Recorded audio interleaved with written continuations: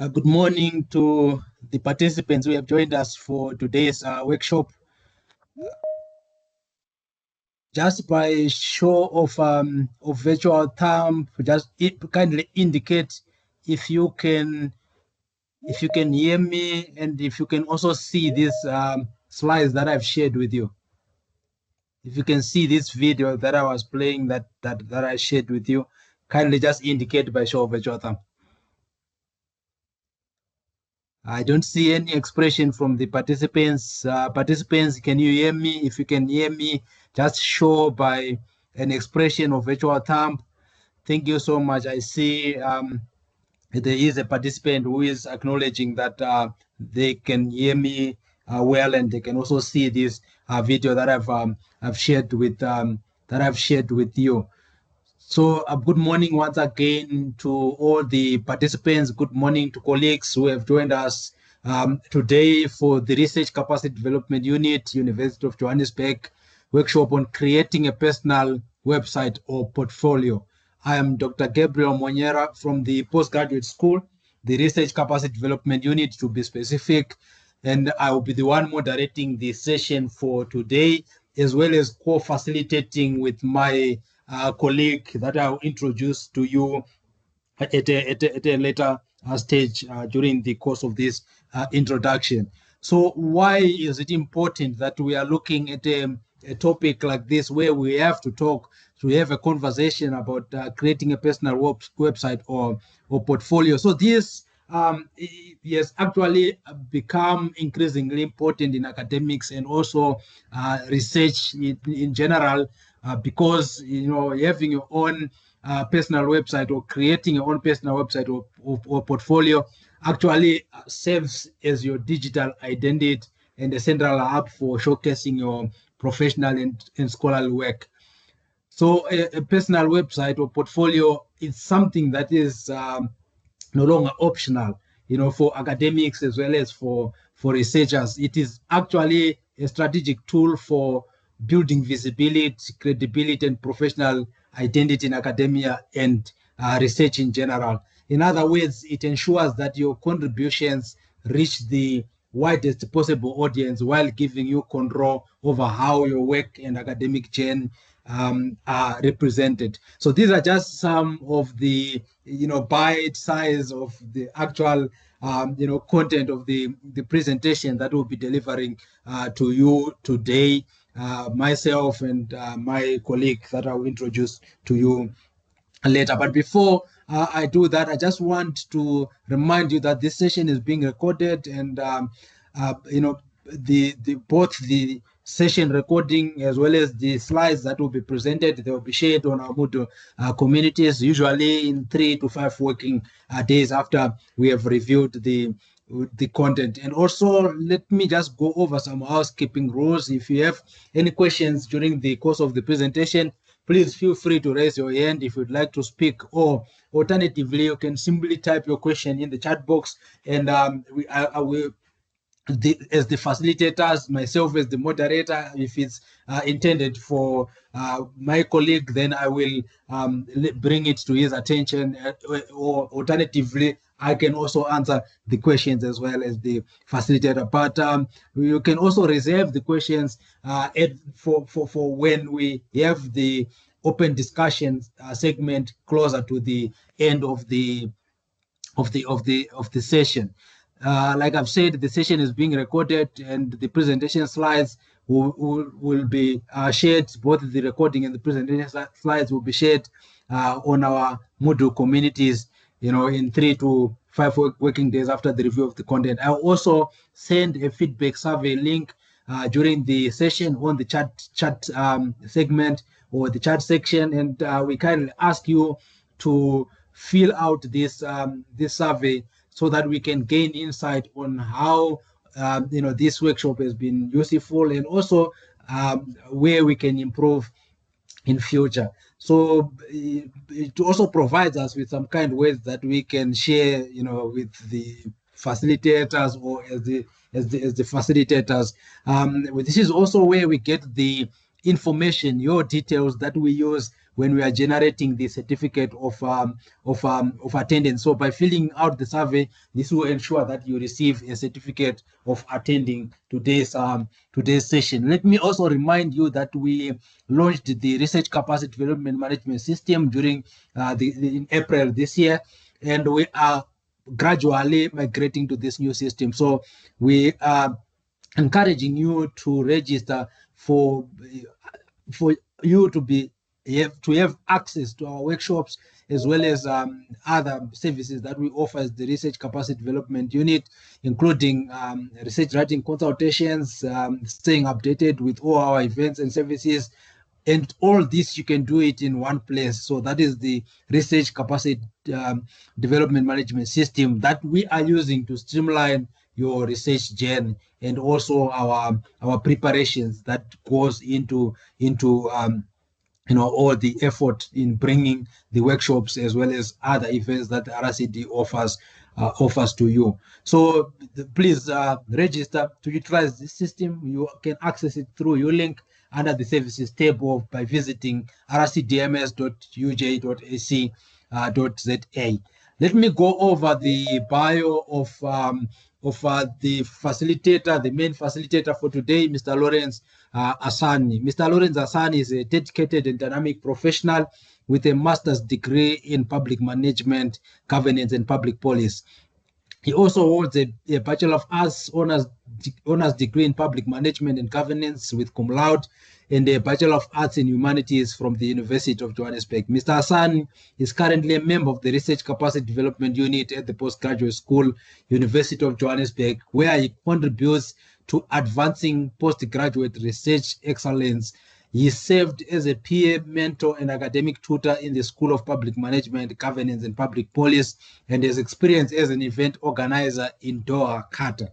With extensive expertise in strategic planning, academic mentoring, academic administration, research, and event coordination, Mr. Hassan is committed to supporting educational institutions in maintaining high standards of academic integrity and student achievement. He is experienced in assessment and evaluation, ensuring quality, accessibility, and compliance with institutional and regulatory frameworks.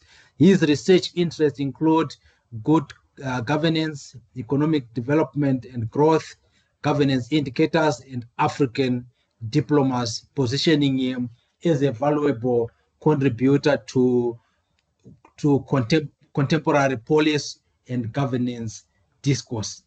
And just allow me to just move a little bit so that you can also see myself as I introduce myself as well. So for me, I'm Dr. Gabriel Monyera. I hold a PhD in Economic and Management Sciences with the International Trade from the Northwest University.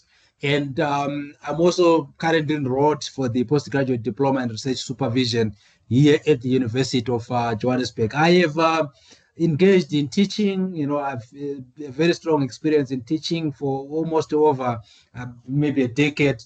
And I've also published and co-authored a number of articles, book chapters that I've published in top-tier accredited peer-reviewed journals.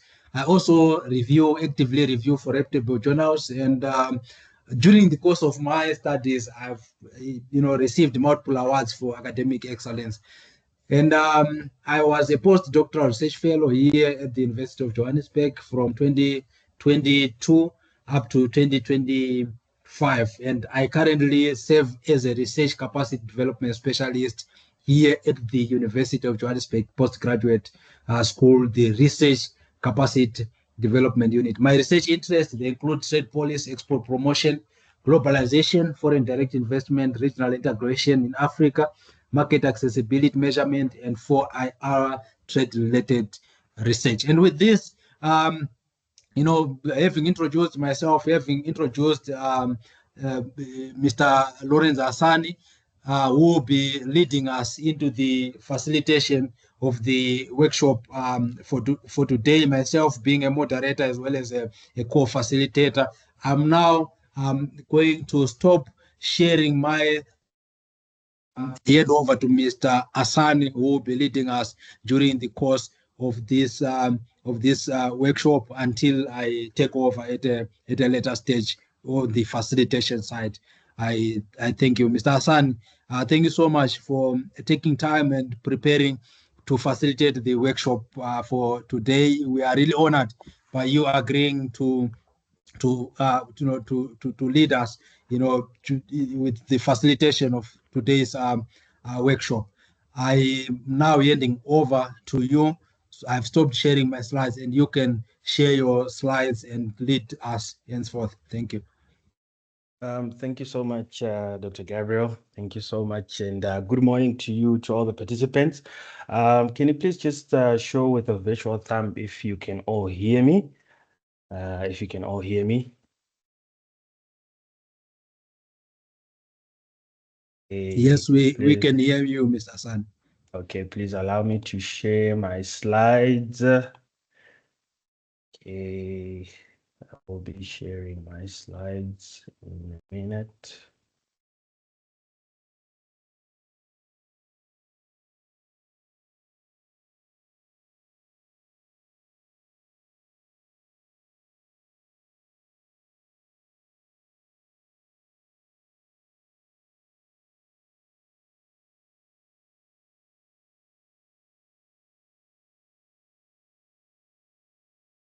Are you able to share, Mr. Hassan?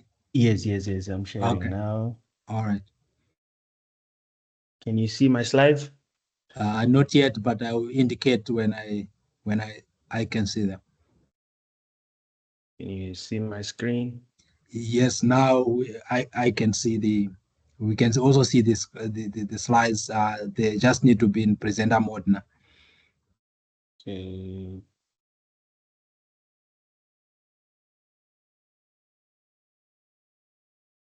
Apologies for that. Let me just put them in presenter mode.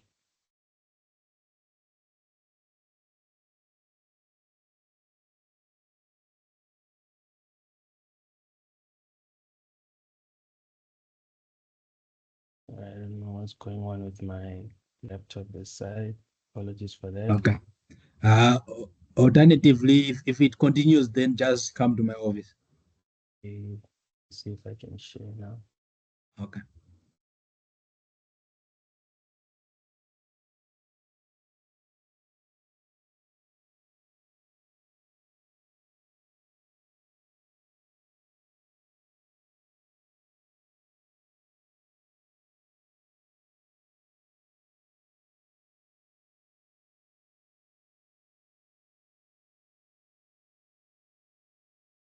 Apologies for that. Let me just reshare again.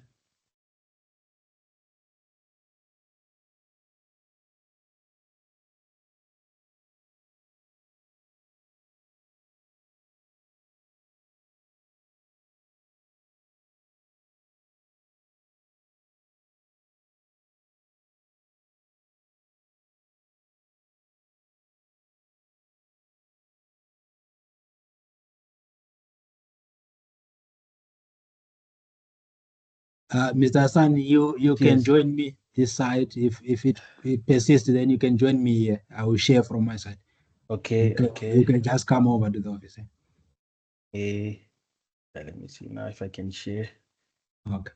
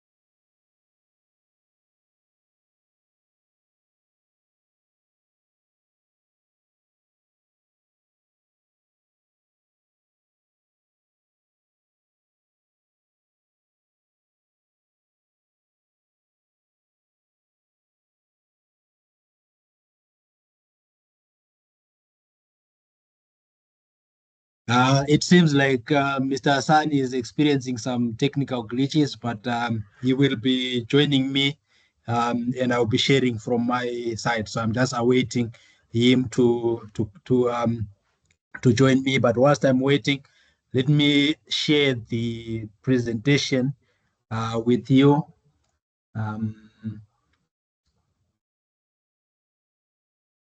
right, I'm just sharing the presentation with you. Just when you can see the presentation in presenter mode, just kindly indicate that that you can see. I'm now sharing it with you. Doc, Yes, Lawrence.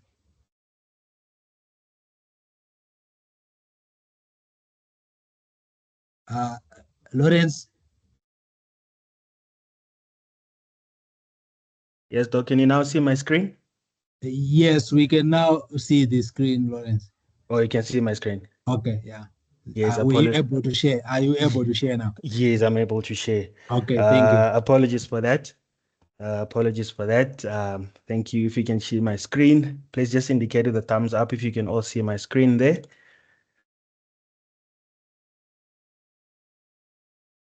All right. Yeah, yes, we can see it. I see some gestures from the participants. Yes, we can see the screen and we can hear you well.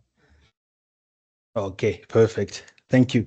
Thank you so much, Dr. Gabriel, for introducing me, and thank you so much for giving me this opportunity to facilitate on such an important topic. Developing your researcher's identity.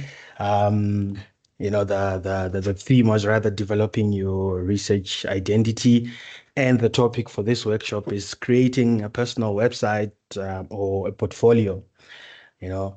And these are some of the presentation outlines that we'll have for today's workshop. So I will be running you through the introduction, some key terms, why we need to have a personal website, some key elements of an academic website, some optional enhancements as well, how to choose a platform or what platforms are there that you can choose from that are also user friendly or beginner friendly. And I will also run you through some of the design principles as well that we can use to tailor a personal website, as well as some examples of effective academic websites. So I'll just show you maybe some examples that are out there that you can also look at. And from there, Dr. Gabriel will take over from maintaining your website, giving you some common mistakes to avoid when tailoring a website, tips to make your academic website stand out, action plan for building yours, some resources, conclusion, then we'll open the session to open discussion. As we all know, in today's digital website or digital age, websites aren't just for business anymore. As Dr. Gabriel mentioned in the beginning, that we are in the digital age, we are in the AI age, and not most of the time before we only knew that websites are only designed for businesses or creative professionals, but they've become essentials as well in the academic space.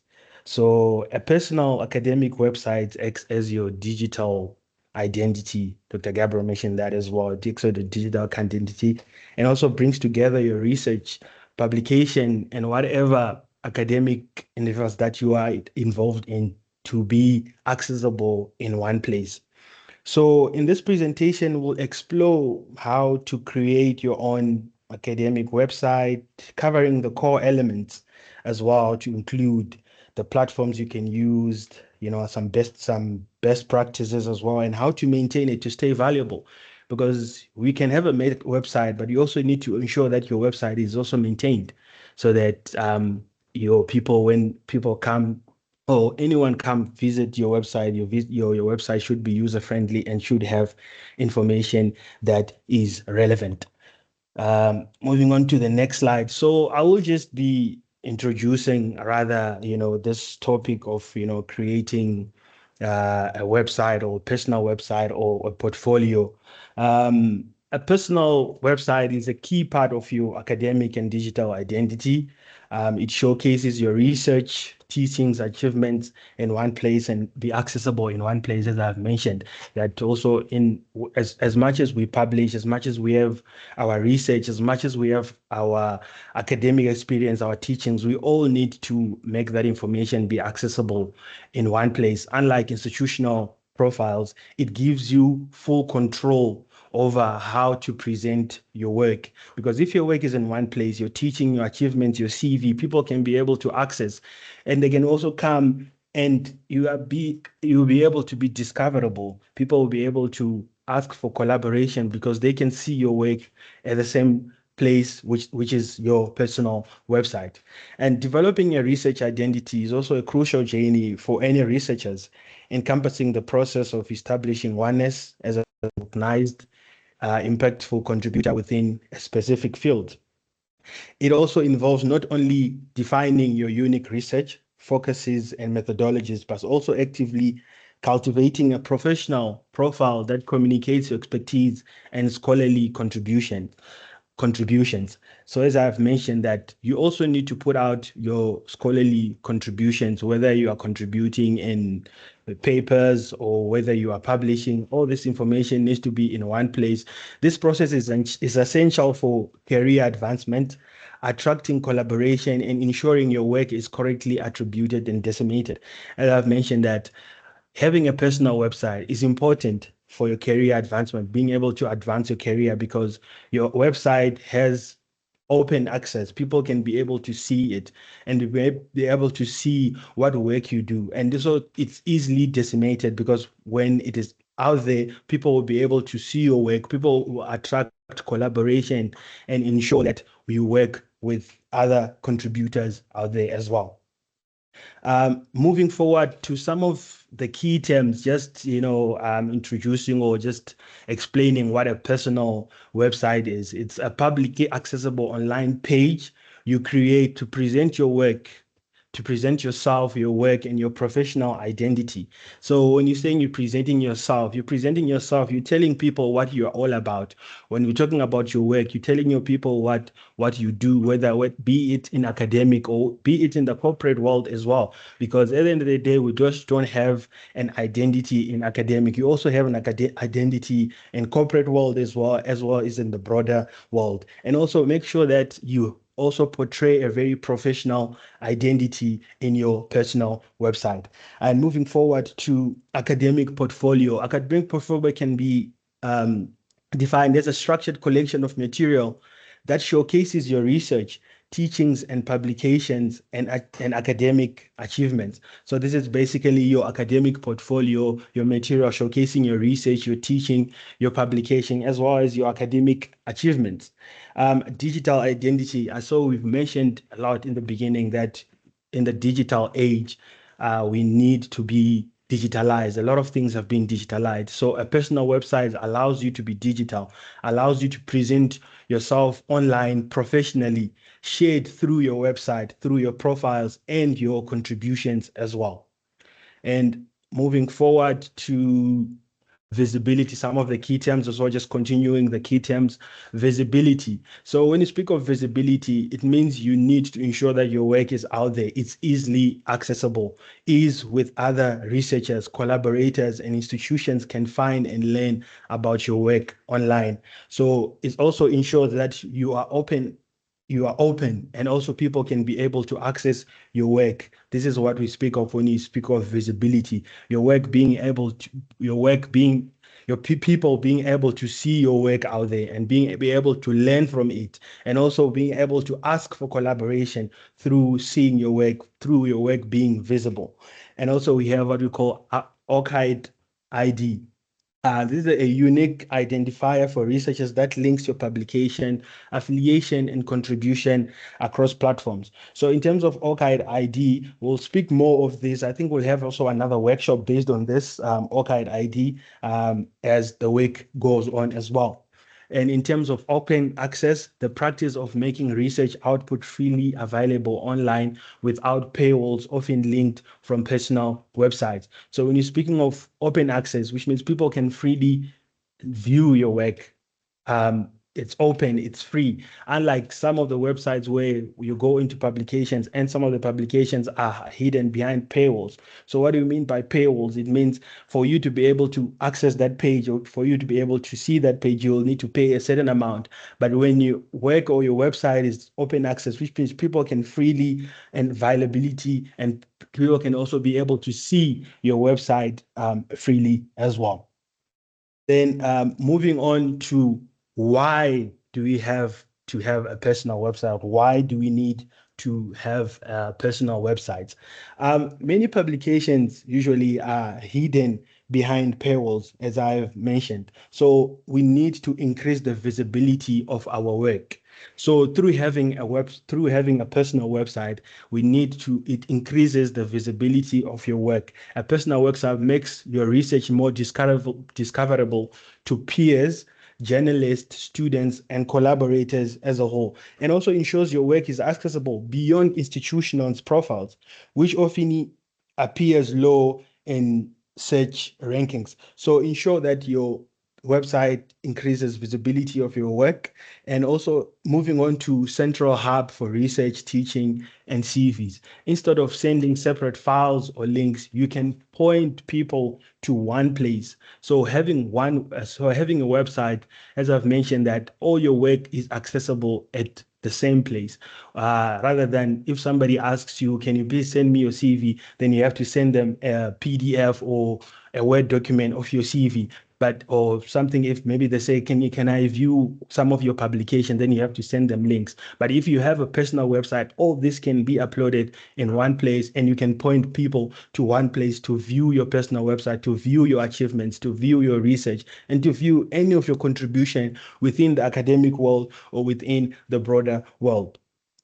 And moving forward to why we need also have to have a personal website, it enhances your professional network and collaboration. What do we mean by this?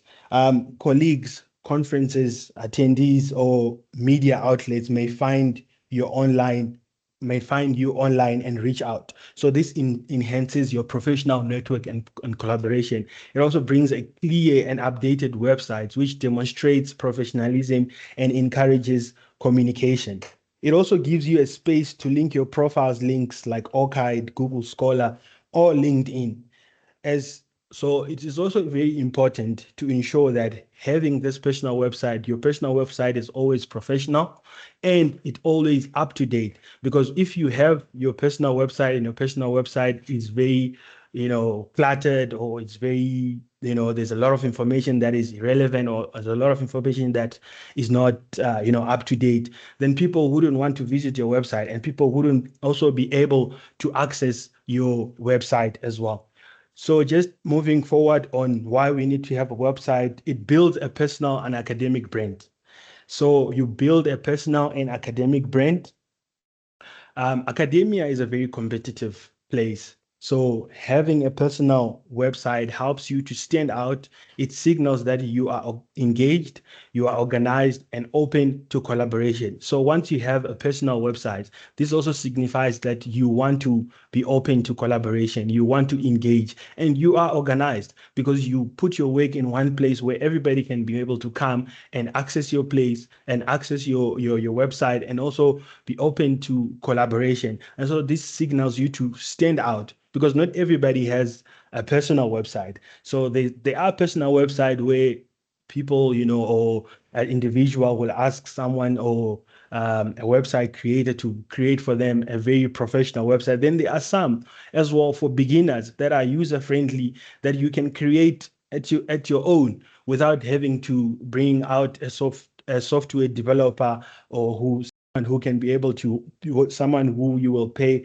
a lot of money to be able to create a personal website for you.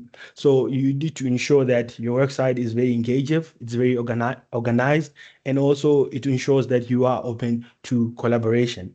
And control over your digital identity. It allows you to represent yourself authentically, rather than being defined only by what institution published. So with your personal website, you are able to control your website and put whatever or update whatever information that you have. But with institutional website, you are sort of like limited to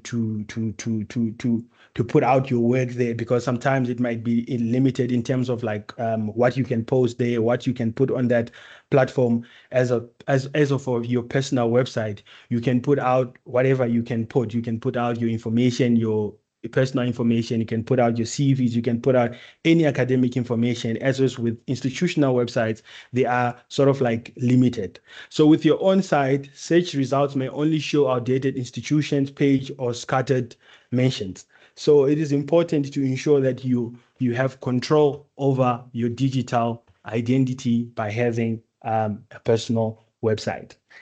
So moving forward to some of the key elements of an academic website. Now that we know that having a website is valuable, we look at what to include. A strong academic website doesn't need to be complicated. So these are some of the 6 elements to cover, and it's essential to have this within your website. So when we speak about me, so this includes your bio, your photos, your research interest. So you need to start off with a short professional bio and a friendly professional photo as well, within some of these key elements to incorporate in your personal website.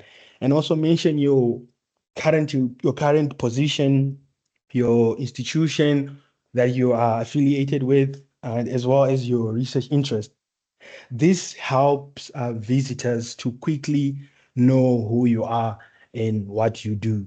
So these are some of the things that you ensure that you need to have within some of the key elements to have within your academic websites. You need to ensure that you have at least a short bio, a professional picture. Don't just put any picture. Sometimes our websites are not. People don't visit our website just because there isn't information that is interesting, but the out layer of your personal website, just when you click and the link, and you send me a link of your website and I click on it, and just the opening page, the landing page of your website, it should stand out with at least like a nice short bio that explains who you are, with a nice professional picture of yourself, or whether any other visuals that can be eye-catching to the outer audience. So also some of the key elements to involve is your CV, your resume, and also ensure to incorporate your CV as a PDF downloadable file. Why is this? Because when you have your CV as a PDF downloadable file, it includes, and also ensure that the PDF downloadable file that you include within your personal website is up to date. This also makes it easy for hiring committees or collaborators, students to download and review your career achievements as well, because also people will want to see your CV, and also some of the people will also want to see the template of your CV, because when they see a professional website, some of the people would also want to look at your website and also tailor it to some of what they want to do as well. So they would use your CV as a template for their academic CVs that they would also want to put out there. And also some key elements to include in your academic website is publication and presentation. Highlight recent and key works. So ensure that you list publication, whether you attend any, if you attend any conference, you also put out the conference talks or any conference that you've attended, invited lecturers if you are a lecturer, or if you have been invited to speak somewhere or as a guest lecturer. Ensure that you also have all this within your personal website. You don't need to have everything. Highlight the most important or recent works. So this also ensures that you have all your recent works and your recent work is up to date. Where possible, link directly to open access versions or preprints as well. So just ensure that your website is accessible and has the most recent information. So when you speak of projects and grants, ensure that you put current and past research initiatives, share ongoing and past research projects, funded grants or collaborations as well. And also this section also this section of your personal website, it also demonstrates both your research focuses and impact of your work as well. So moving forward to some of the key elements that we need to include in our academic personal website, you need to include also your teaching or mentorship, which is courses or student supervision if you are a supervisor, but some of us who are not supervisors as yet, or you are not in that space of being a supervisor, just include some of the courses or even if you are a tutor, include some of the subjects that you tutor within your website so that they know you are an expertise in in such field. So this is also important to include taught syllabus, some things that you have taught, details of student supervision if you are a supervisor. This showcases your teaching philosophy and communicates to mentoring as well, and your commitment to mentoring, because if you put out some of the things that it also shows that you are committed to mentoring, you are committed to teaching, and also this showcases that you are and you want to be involved in such initiatives in the future. And also lastly, also some of the key element to involve or to include in your academic website is your contact information. Always provide a professional email, not a personal email. So rather ensure that you have a professional email. Include links to your ORCID or Google Scholar or LinkedIn, because this is important as well, because if you include your ORCID ID, your Google Scholar, or your LinkedIn page, it's also easily accessible for people to go again and view and see what work have you put out there. What are some of the career achievements that you have in terms of if somebody wants to collaborate, they will be able to see that this person is an expertise in such and such field, then they will be able to come and collaborate with you going forward. Also, this makes it simple for colleagues or students to connect, and whoever wants to connect with you, it makes it simple for whoever wants to collaborate with you, because you also have your personal emails with it, you have all your details, and should be able to reach out to you. So moving forward to optional enhancement. So these are some of the optional enhancement or some of the optional stuff that you need to have within your website. So once you have built the core section of your website, you can go a step further by adding some of this enhancement or some of this enhancement on your website. These aren't really required on the personal website or currently really important, but they really strengthen your online presence as an academic or as a researcher. So some of the things that you need to include are your blog posts or your research highlights. So you can include some of your short articles or updates where you explain your latest work in simple terms. So because some of these blog terms or research highlights, they include some of the aspects that you do. So it includes them in short and understandable versions and simpler terms where anybody, if they even they view it, anybody who's within your field can be able to view and access and understand what is it that you are doing. It helps your research accessible to a broader audience, because if you explain your research in simpler terms where if anyone who is not an expert in your research can be able to access your research and understand it, this also makes your research accessible to a broader audience, students, collaborators outside your field. So ensuring that people outside your field are also engaged within your research area, because it is simplified into a manner which they can also be able to understand. So speaking of media coverages, awards, outreach, if your work has been featured in news or outlets or wherever, or a podcast, it is important to highlight in this section, because it broadens your impact.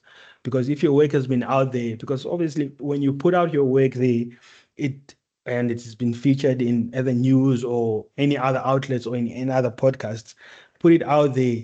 Put out your awards, your outreach. How has your work impacted others? What awards have you won? You need to ensure you involve these things within your website, because these are also enhancement. This also ensure it strengthens your online presence, because people can see that this person reaches out to the community and has won awards, and this work has a media coverage which has been accessible to news, to outlets, or any other podcast or any other media outlets that are out there. This ensures that your work reaches a broader audience. And also, you can also include some links to your ORCID ID or your Google Scholar, your LinkedIn. These external profiles keep your academic record consistent and discoverable, because when people search you on Google, they will be able to see that, oh, this person is very consistent and is very discoverable. It saves visitors time by communicating them to verified sources of your publication and career details. So also this ensures that your links to whatever things you have put out there, this optional elements adds personality and depth to your site. So together with essentials, they make your website not just a CV online, but a living portfolio that reflects your academic journey. So you need to ensure that you have such um, enhancement in your CV. As I've mentioned, that this also strengthens your online CV. It strengthens it. It strengthens it so that you have that online presence within your personal website. So moving forward to choosing a platform. How do we choose a platform? So once you know what to include, the next question would be where to build your website. The platform you choose should also match your goals, your comfort level with technology. So we need to ensure that once we know where to build our website, you need to ensure that the platform you build should match with your goals, comfort level with technology, because not all of us are technology savvy like that. Not all of us are involved like that within the digital space. Not all of us know how to code. So I've made it easy. Also, I have in the next slide, I included sort of like a comparison table to show a platform type, the examples, the pros and the cons, and this website is best for what. So we have the no code options, which is your WordPress, your Wix, your your Squarespace. Then we have websites that are academic focused, which is your GitHub pages, your Google Sites, your Hugo, your Markdowns. Then we have institutional page versus personal domains. Institutional page, I've mentioned that in the beginning, that your institutional page, you have that institutional page, they publish your work, or you have an institutional page that has your bio, has your CV, but also it's limited to having a personal website, because a personal website is flexible. You can put out information of whatever you want rather than having institutional pages. Then we have key factors, which is the cost, flexibility, and technical skills.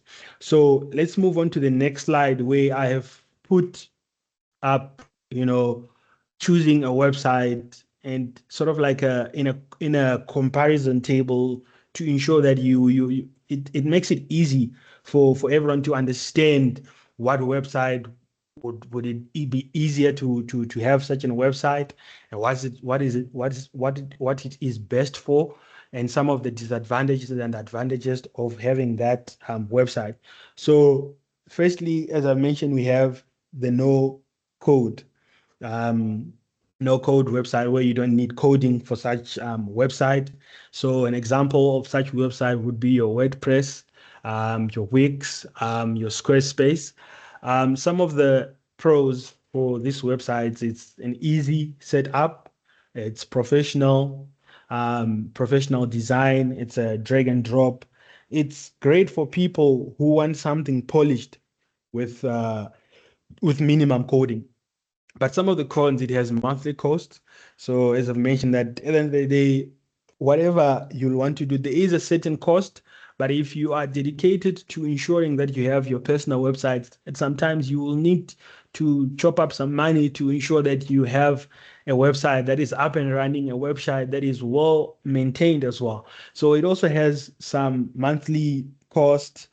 It's less flexibility for advanced customization. It's best for quick launch. If you want a quick launch, it's visually appealing and academic profiles.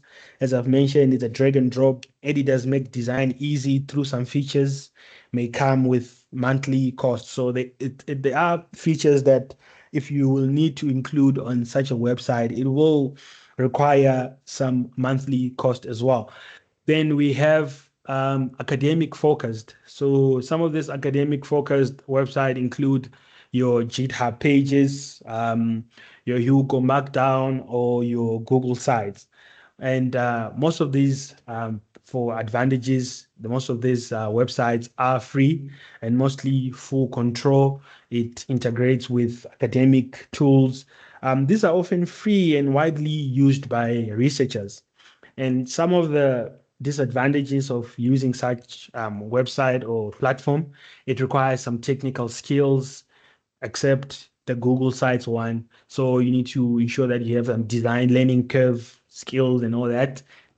And also it's best for researchers comfortable with coding. So if you're a researcher and you are comfortable with some coding, showcasing your project, and open sciences. So this Google Sites is simple and integrates well with academic environments, but it has it is more limited in design. So we'll know that if there's something that you do, it's free. There's some things that when they are free, there is limited access. Obviously, there's going to be limited design, there's going to be limited access in terms of putting up, but also some of these are for starters, for beginners. So if you're not willing, or if you don't have a budget to bring up that big website where you need to hire a software developer, these are some of the platforms that you can use to start up and to see how far you can go in creating your personal website. And moving on to institutional page, university faculty pages, as I've mentioned, that some of these institutional pages are often restrictive in terms of the layout or the content that you might put there. So, but they are quick and they are maintained by the institutions. And most of the institutional pages adhere to the branding of the institution. So you cannot put up any branding that you feel like you want to put in such institutional pages. So there might be limited in customization, as you can see, in terms of the disadvantages. It's not portable if you want to change. It's not portable if you change institutions. So if you change institutions, sometimes your platform might be taken down or your page might be taken down or whatever might be, whatever was there on that platform might be taken down. But it's basic profile, internal visibility, and minimal maintenance because it is a basic profile, a personal domain, and gives you ownership and consent. Even if you change institutions, even if you change institutions, some your personal profile might still be there, but some might be taken down over time. But it also needs minimal maintenance because you don't have to be the one maintaining these institutional pages. They are obviously maintained by the institutions. Then moving on to personal domains, your name.com, you have full ownership. Your brand is constituent, you're flexible, but some of the disadvantages, annual cost, need to manage as well. How much design freedom do you need as well? So long-term professional identity, career continuity, and across institutions. So in terms of choosing a platform, these are some of the platforms that you can use or you can integrate in, or you can choose in when you want to build a personal website, or for beginners, or as you are starting your academic journey, or you want something that is free and something that is easy to use, something that doesn't need a software developer to come and create a huge website where you have to pay these huge amounts of money. So these are some of the. So we also at the end, we've also integrated some links.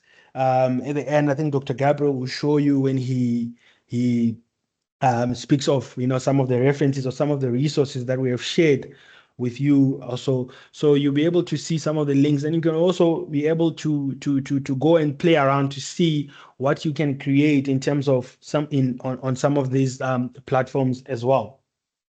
So moving forward to design principles. So once you have chosen a platform, the next step is to think. Also, you need to think on how to design your site. So it's professional, it's clear, it's user friendly. So you need to design it. You have now chose your platform, whatever platform you've chose. Probably you have chosen a no-code option, which is the WordPress. Now you need to design it. So design is just as important as the concept, as the content. A well-designed website ensures that your visitors can find information quickly, understand your work, and have a positive experience.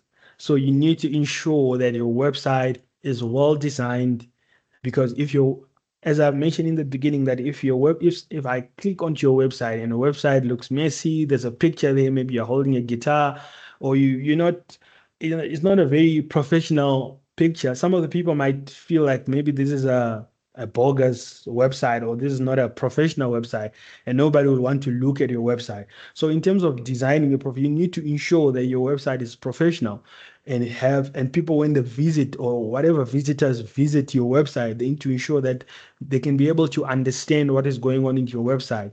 Have tabs where you have your CV, as I've mentioned in the beginning. Ensure that there's your CV, ensure that there's a short bio, ensure that there's a professional picture there.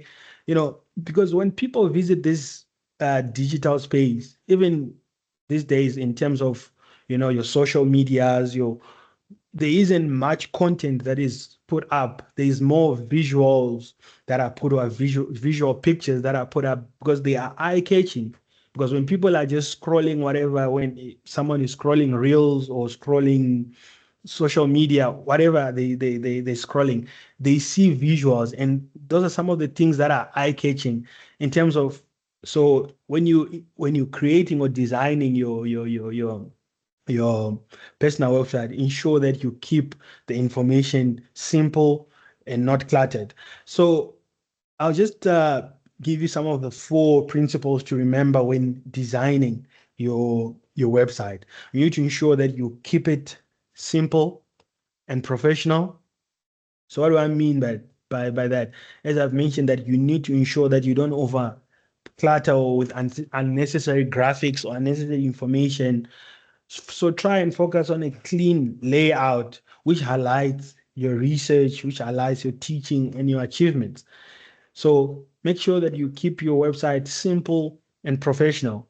Ensure that it's also mobile friendly and easy navigation, because there are some websites, if you open it with your mobile, there are some things you cannot access, or it's difficult to access some of those things with your mobile. But when you open that website with your laptop, it's easy access. So you need to ensure that it's also mobile friendly, and we can easily navigate from one tab to another.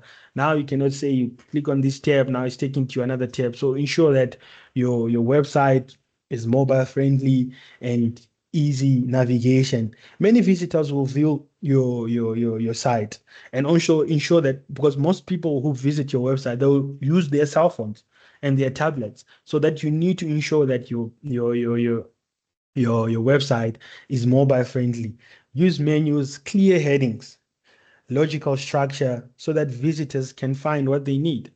They need to find what they need quickly. If somebody wants to check out this person, or they want to see your bio or what you are all about, they need to see, if they go into your website, they need to see where it says bio. You click on there, you see a short bio with your research interest, with your whatever you have published, with what you do, your institution, it should be there, your research interest, what you are all about. your current position, wherever you might be working, or the institution that you're affiliated, you need to ensure that this information is there and it's easily accessible. Because if people cannot access such information, they get frustrated and they easily just, log out or easily dump your website. And because your design or your principles within your website were not that clear, because we need to ensure that visitors from your website have a positive experience.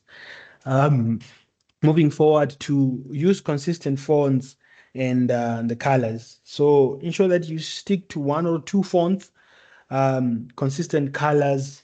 Don't just put colors everywhere, when you have a website. Don't just, here you use Arial, or here now you use Times Roman, now you're using this other font. It makes your website not so professional, and also the outer layer, which is the layout of your website, it makes it not look so good. So ensure that you use one or two fonts to ensure that your layout is consistent and it creates a polished, cohesive look that depicts a professional image of your website. So if you have all these nice font sizes or fonts and not have so many fonts on your website, it also ensures that your website is consistent and it's professional, and people will be able to see and access information clearly without having to move from one tab to another to look for ease of access of information. And also ensure that you prioritize accessibility, includes all text for images, readable information must be readable. Avoid overly small fonts, because also don't forget you need to be aware that your your website might be viewed by those who are disabled as well. So you need to be able to navigate. Don't make because there's some people who are visually impaired as well. So you need to ensure that you don't overly put small fonts onto your website. Accessibility ensures that everyone, including people with disabilities, as I've mentioned, can access your content. So people need to be able to access your content. Don't put content there where it's very small and everybody cannot see. Now you'll need, you need to look carefully to see what's there that on your website. So ensure that it is accessible, to people. Also, maybe sometimes you can consult with those that have disabilities to come, and maybe they can view also those who are visually impaired if they can also see, because if they can see, then that's also good for you, because now you have also consulted with people, with other stakeholders to see and reviewed your website. So moving forward now, there's an example that I had included, because once now you have chosen a platform, you have chosen a platform, you have designed. You'll need also to see some examples of how websites have been created.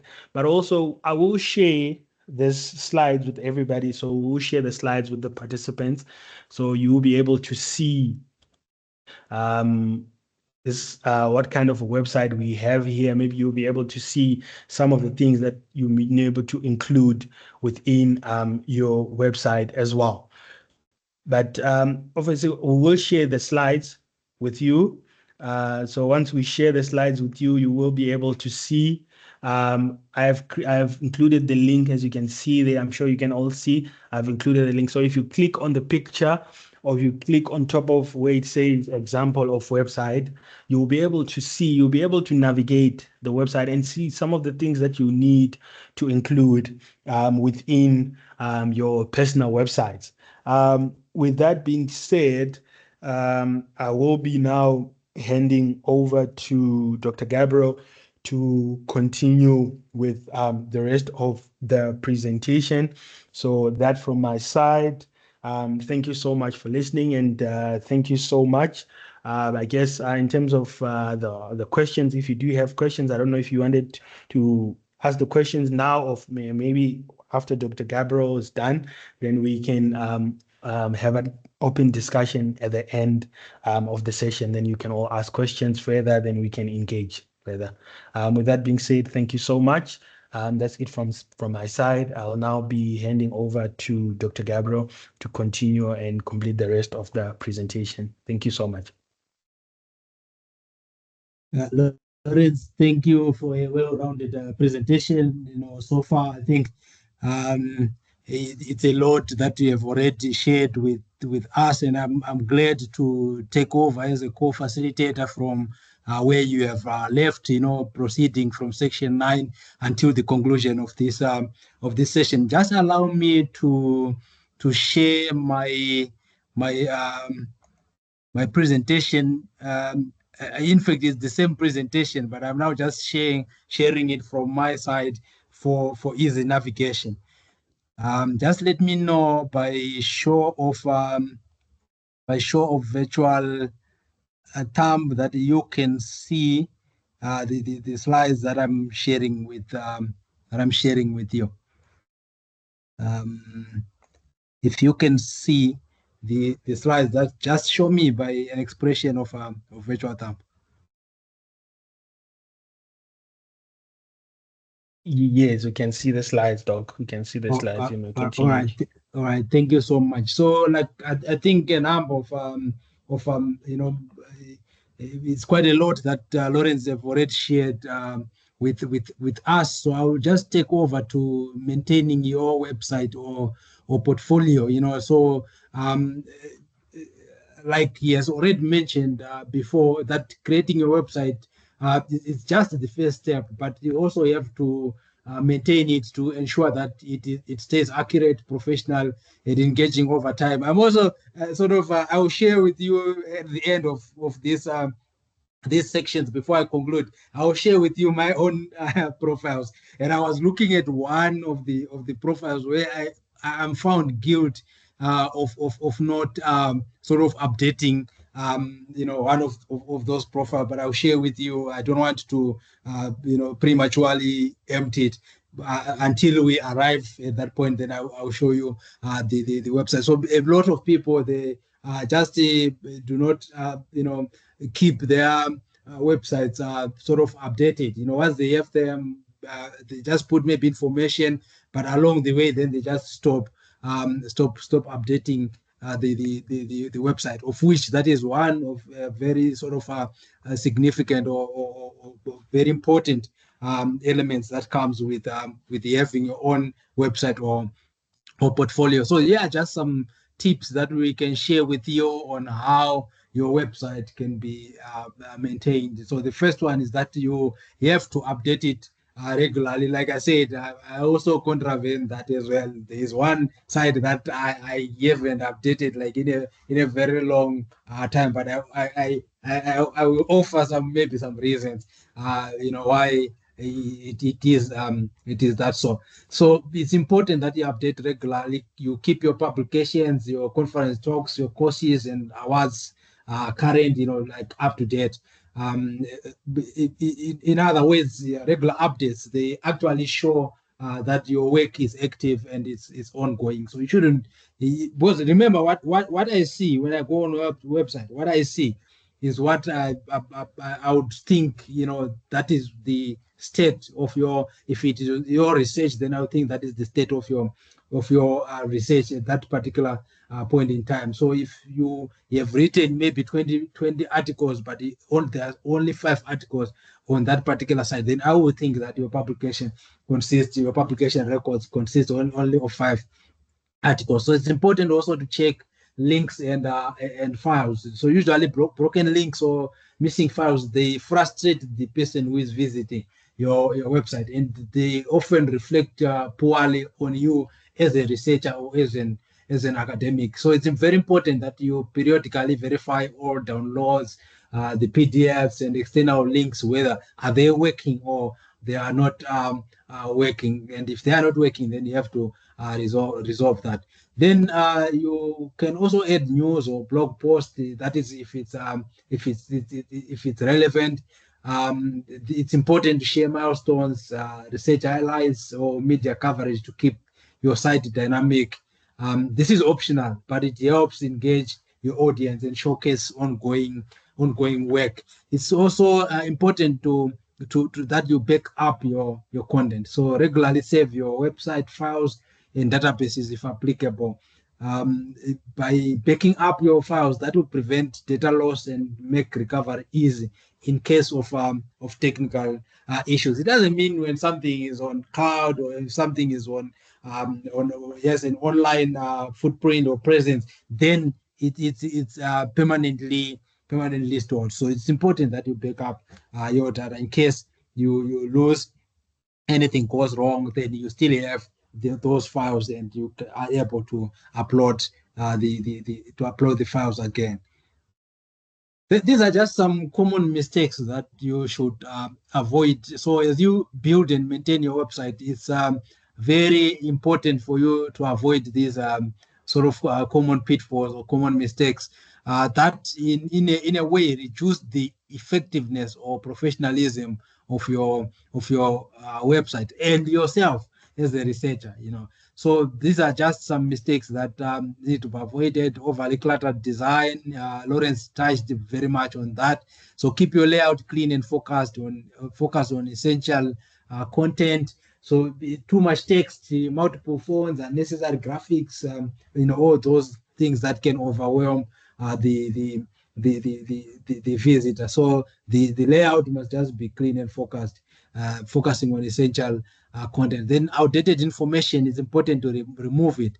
So regular updates, they maintain credibility and relevance of your website. So if you leave old publications, okay, of course publications, they should be there, but depending also on we want to showcase everything that we have, in terms of publications. So, but they should be up to date. Then, so it's important for you to regularly update that and review that.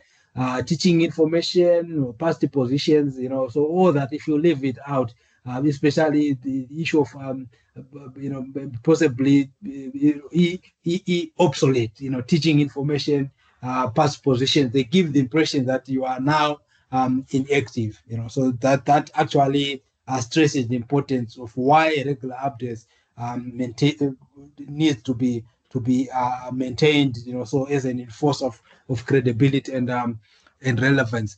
Then the broken links or missing CV, you have to make sure that all downloadable files and links are functional. A missing CV or inaccessible publications, they frustrate potential collaborators or even employers. Employers also, they go there. We have applied for some positions where we just send the website to say, okay, for more information on my publication profile, you can visit maybe Google Scholar, for example. Then too many distracting visuals as well. You have to also keep the visuals to minimal, and they must be purposefully to enhance understanding, not to distract. So the intention should be to enhance understanding or comprehension, but not to distract the person who would have visited your website. So those flashy animations, irrelevant images, or overly bright colors, they can divert attention from your work itself. So you have to use visuals purposefully, and like I said, with the intention of enhancing understanding and not to distract the visitor on the site. Then we moving on. Yeah, it's also these are just maybe possibly some tips that I can also share with you to make your academic website stand out. Highlighting your unique research and expertise, using professional, high quality images. I've already touched on some of those elements. In terms of highlighting your unique research and expertise, you have to make sure that the visitors, they quickly understand what sets your work apart from others or from the rest. And you also have to feature key projects, research questions, or methodologies that define your niche. If it's a niche area that you have, a research area that you have occupied, it's important to include a clear headshot, lab photos or project visuals, but you have to avoid blurry or overly casual images. Remember, the first impression that a person gets, that is the one that lasts. It's also important to include testimonials or collaborator quotes if appropriate. Positive feedback from mentors, collaborators, or students that can in a way reinforce credibility. And but you must always keep it concise and relevant. Don't just see that any quote or any collaboration that they've done, then everything has to be on the side. It's also important to share multimedia content as well. Videos of talks, interactive data sets, or code repositories. They make your work more engaging. That support transparency and accessibility of your research output, and keeping content clear, concise, and accessible by making use of headings, bullet points, and simple language to guide the readers. So that is the technical presentation of your page. You have to ensure accessibility for all visitors with readable fonts, and also a good contrast. So it is important that just following these tips that we have shared, along with the core elements, design principles and maintenance practices that I've already touched on, and some that Mr. San have already touched on during the course of the presentation. Your website will not only present your work effectively, but also make a strong, lasting impression in the academic community.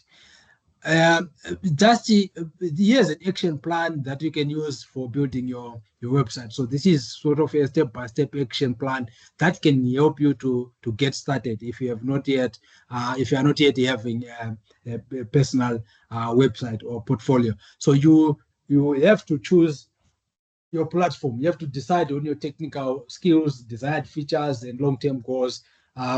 You can maybe refer back to the table that Mr. Hassan also presented, offering different types and your level in terms of whether are you comfortable with coding or not. Then you can choose maybe the platform that you have to start with. You can register a domain name where your username or professional variation for consistency and visibility is registered. So like the previous presenter has already said, personal domains, they make your site memorable and portable across institutions. So you can move with it from one institution to another, unlike the institutional page. Then it's important to draft your content. You prepare your bio, your CV, your publications, your projects, and other key elements, and organize that content clearly before moving to the design stage. And when you move now to the design stage, you have to design with the usability in mind and apply the design principles. Simple, professional, mobile friendly, accessible, and consistent. And also you publish and share your site. So that will be the last step, where you add the link to your email signature, your LinkedIn, your ORCID, and other professional profiles. That is after you have published your site, which means it's now accessible to the public, or to those that you are targeting. And sharing your website, it actually helps increase visibility and networking opportunities for you as well, including collaborative opportunities. So with this kind of an action plan, you can now now in possession of a roadmap that you can use to create your own academic website. And if you follow these steps, then that is sort of a springboard to ensuring that your site is professional, up to date, and showcases your research work effectively. So these are just some resources, references that Mr. Hassan was saying. We'll share these slides with you, but there are links that are provided that you can use to access that. So these are sites that you can get some free academic website templates. Canva offering customizable education website templates suitable for academic purposes. And the link for Canva is here. If you click here, then you can go to Canva. Then we also have the Color Lab, which provides a collection of free education website templates, including options for academic sites. The Mock Plus, which features a curated list of free education website templates for designers, and the Web Layer, which offers free school website templates with an intuitive drag and drop builder. So all those sites have been provided here.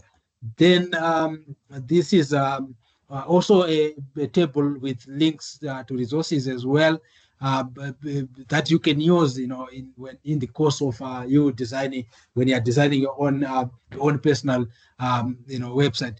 The WordPress, the link to some resources, like maybe to the WordPress, .org, for you to learn about it. Then the WordPress.com, their site, the guide, then the WordPress for beginners. So you can all these links, you can click on them, then visit if you need more information on these platforms. So the WordPress is best for researchers who want flexibility, control, and scalability for blogs, portfolios, and publications. We have Wix, we have Squarespace, GitHub Pages, Google Sites. So all the links are provided here under the recommended resources. So these are links to resources that enables you to get sort of a head start, when you want to make use of these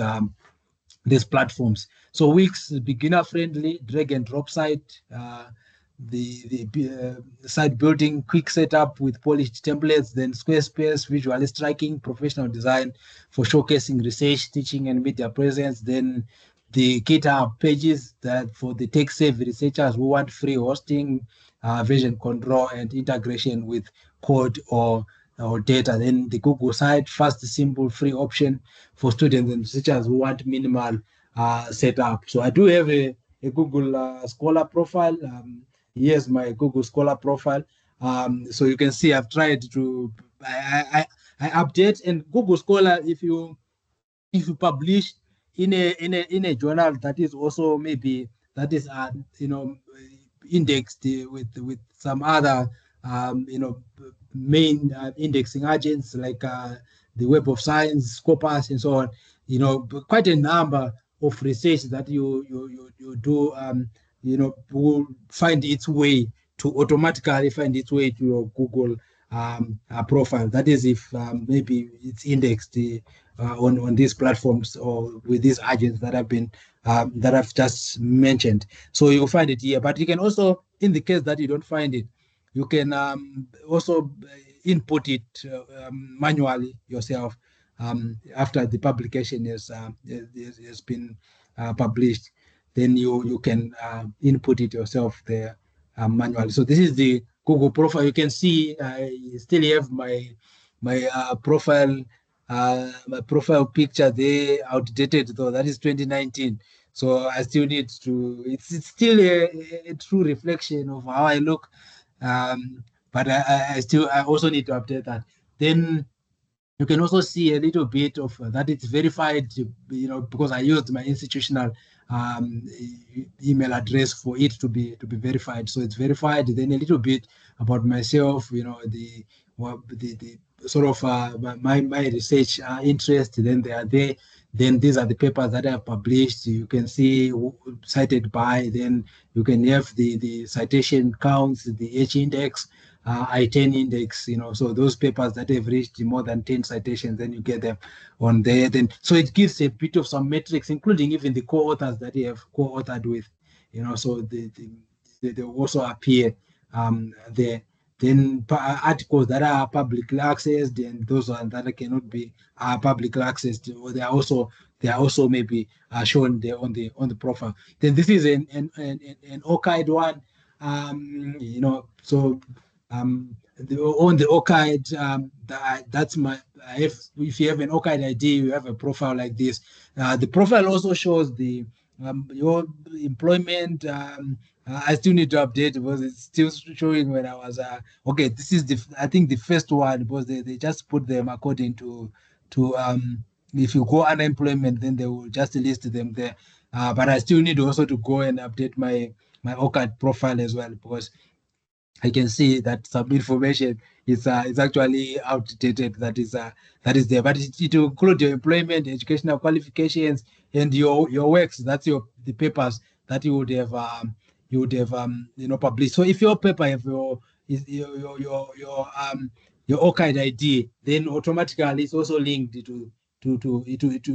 will be linked to your profile automatically.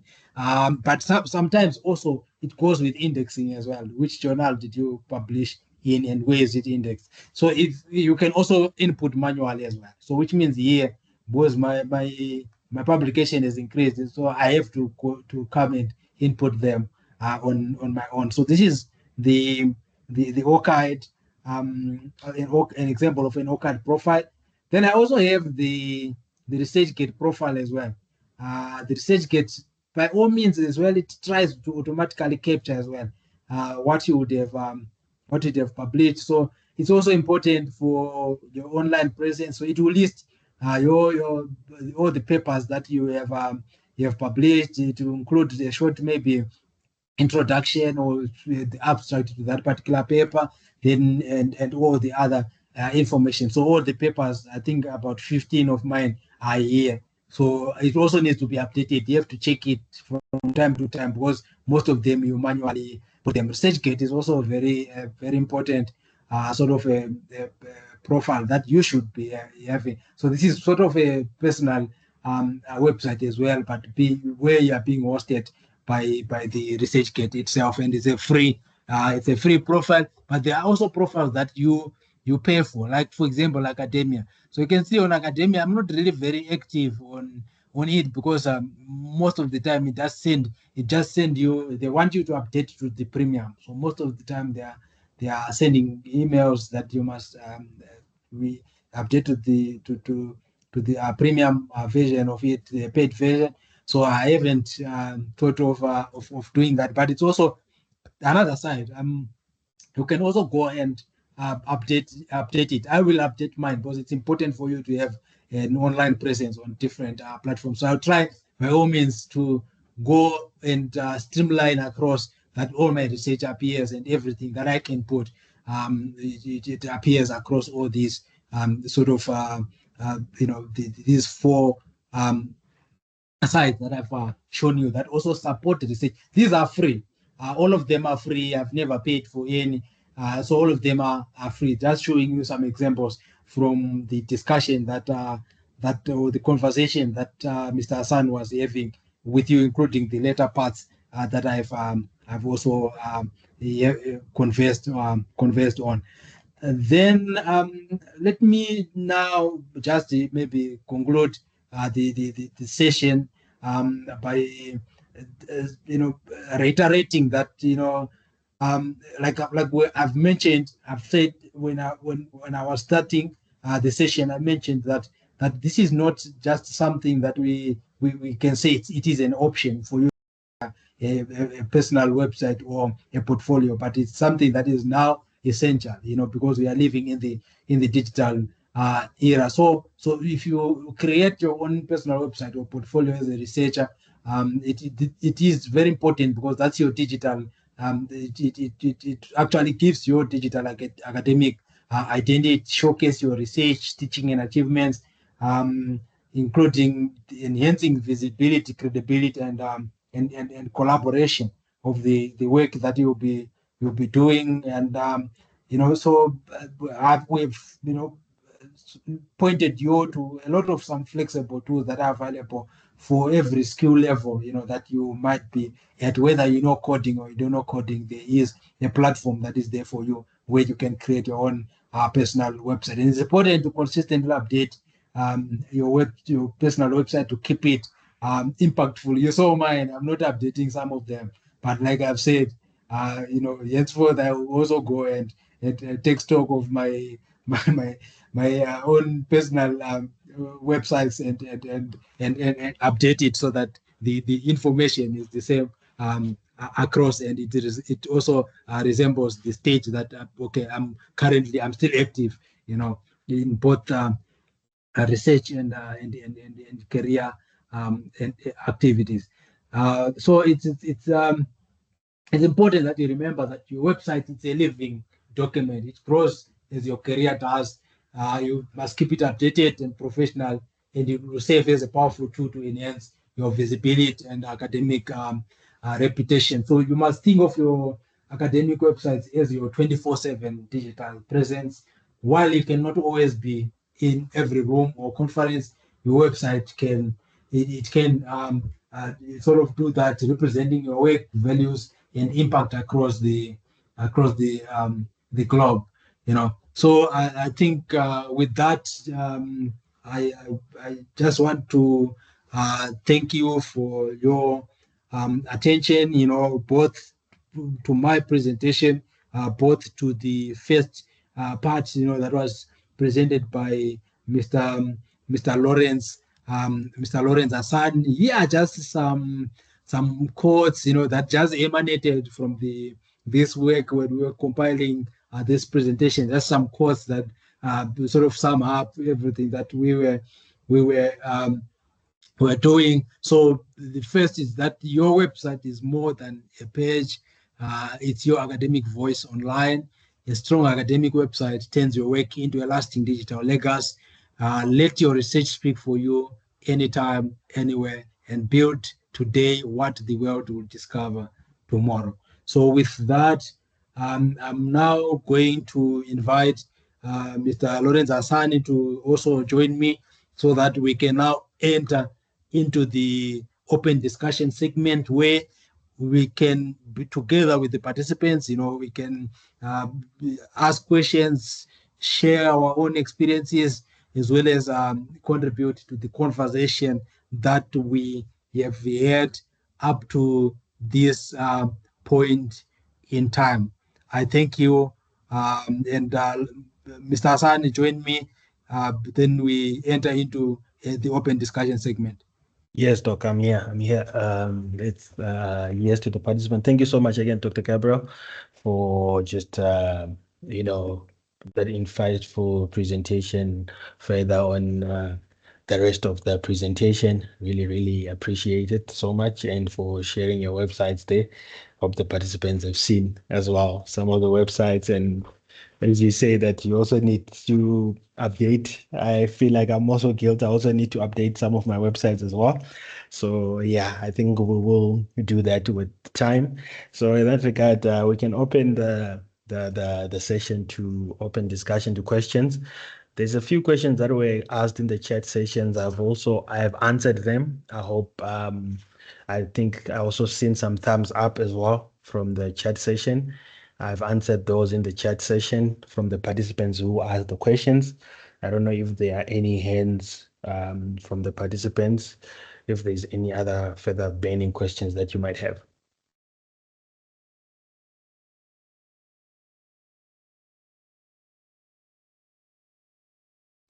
Participants, you can let me just check whether did we allow all the mics. Let me just check if all the mics have been allowed. Yes, I've allowed the mics. Okay, thank you, Lawrence. So the participants, all the mics have been allowed.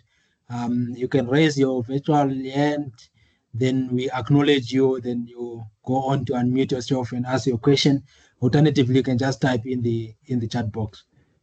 So we can share experiences, we can share any comments that you would want to make. The session, how useful the session was for you, as well as to if there's any some other topics that you wish we should be covering as the research capacity development unit. You can also bring that to our attention as well.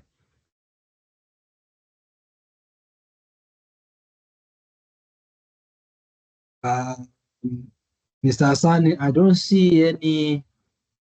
Yes, I don't see any hands. I also don't see any questions.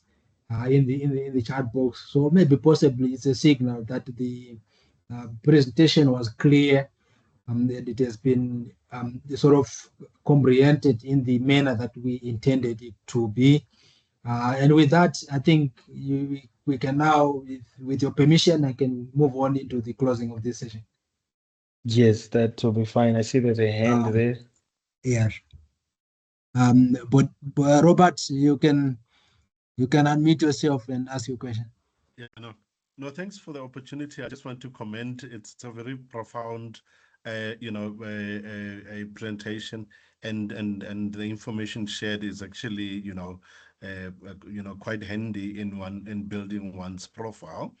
If I could ask, for some of us that are working full time, is there a possibility of maybe, arranging some of these sessions, maybe, late in the afternoon, so that we can actually take advantage?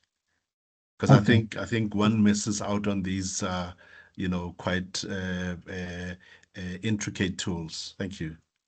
All right. No, thank you, Robert, for that. Yeah, we are also looking into alternatives, in terms of the time that we schedule. But in a day, we normally have two sessions, So we have the morning session, then we also have an afternoon session that starts from 1 to 3 p.m., from 1 p.m. to 3 p.m. But we'll look into the alternatives as well, maybe of just trying to extend some of these to maybe possibly hours that maybe around. But the other limitation is the facilitators, but sometimes it's not us who are facilitating. We have to seek for facilitators from outside or within the UJ, but not specifically the research capacity development unit. So some of them also, they have certain hours that they would want to do the presentation. But as much as possible, where we can get facilitators who sort of if we suggest time that is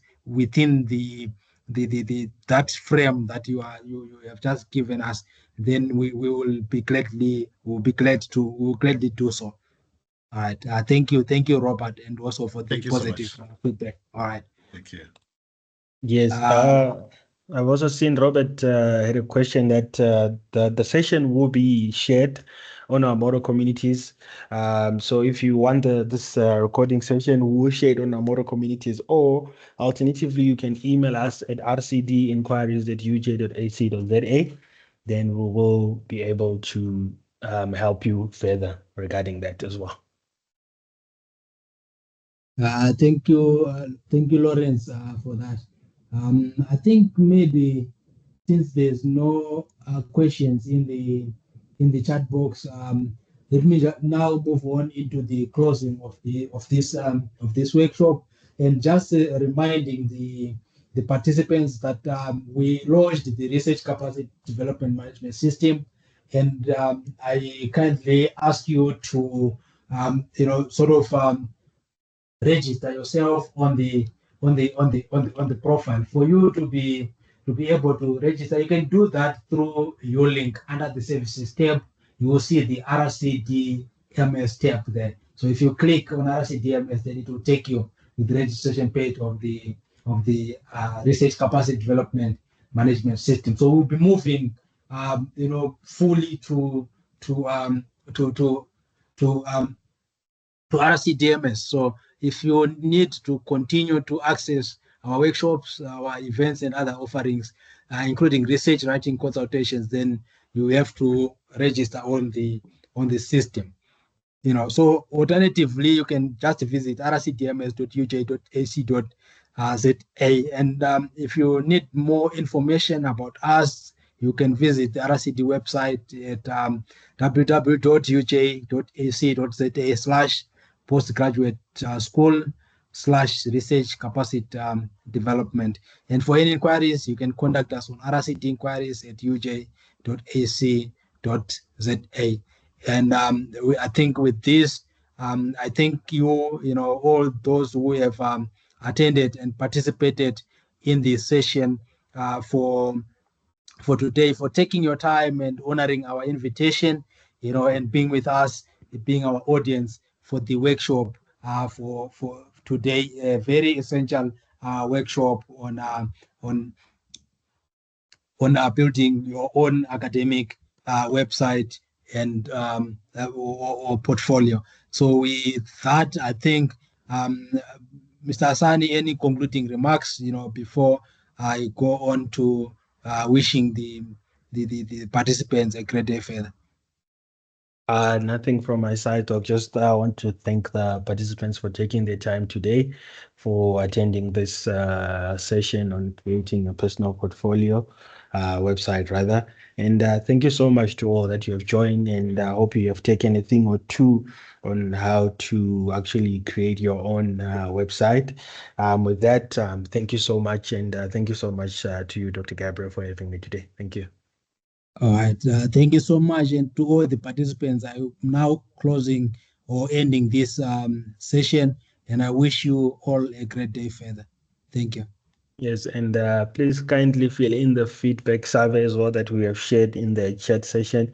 This will also ensure that we send you also the attendance certificate. Also, just please kindly fill in the feedback survey that we have shared in the chat session. Thank you. Enjoy the rest of your day further. Thank you. Thank you. Bye.